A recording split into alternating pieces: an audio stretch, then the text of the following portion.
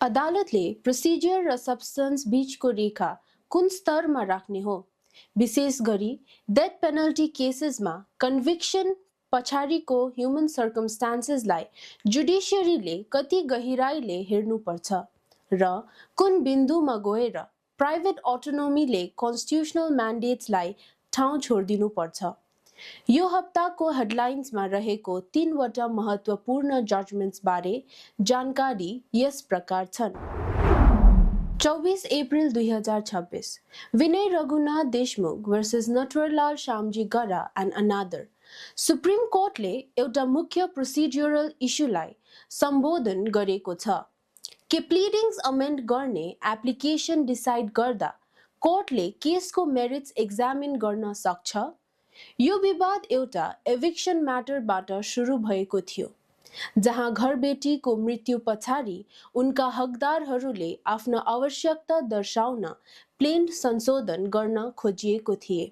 हाइकोर्टले उक्त निवेदन खारेज गरेको थियो, तर सुप्रिम कोर्टले उक्त संशोधनलाई रिस्टोर गर्दै यो चरणमा मेरिट्सको मूल्याङ्कन गर्न नमिल्ने ठहर गरिएको छ।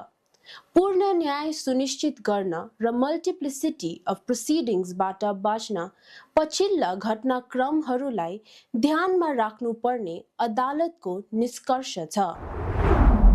27 April 2026 Aman Singh and another versus state of Bihar. Supreme कोर्टले डेथ पेनल्टी केसेसमा फेयरनेसको गम्भीर मुद्दामा सुनवाई गरेको छ। अपिलेन्सको मृत्युदण्डको कारवाहीमा स्टे लगाउँदै कोर्टले सुधारको सम्भावना जस्ता मिटिगेटिङ सर्कमस्टान्सेसलाई विचार गर्ने भएको ढिलाइमाथि प्रश्न उठाएको छ।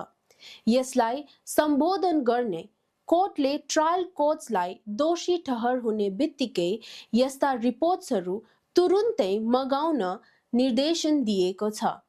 साथै प्रत्येक डेथ पेनल्टी रेफरेन्समा एकजना सिनियर काउन्सिल सहितको डेडिकेटेड लिगल एड टिम नियुक्त गर्न अनिवार्य गरिएको छ, ताकि अक्युजले प्रभावकारी डिफेन्स पाउन सकोस्।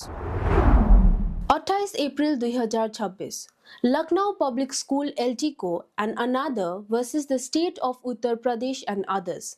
सुप्रिम कोर्टले यो विषयको परीक्षण गरेको छ कि के एउटा प्राइभेट स्कुलले राइट टु एजुकेसन एक्ट 2009 अन्तर्गत सरकारले एडमिसन लिस्ट निकालेपछि छात्रहरूले भर्ना लिन अस्वीकार गर्न सक्छ? कोर्टको ठहर छ कि एकपल्ट सरकारले एडमिसन लिस्ट फाइनलाइज गरेपछि स्कुल्सहरूसँग भर्ना रोक्न कुनै डिस्क्रिसन हुँदैन।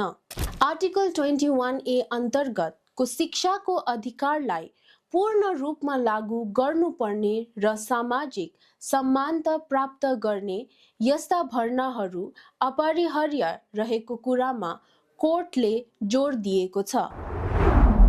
यस हप्ताका लागि यति नै। अरू जुडिसियल अपडेट्सहरूका लागि ल टाइमसँग जोडिरहनुहोस्। धन्यवाद।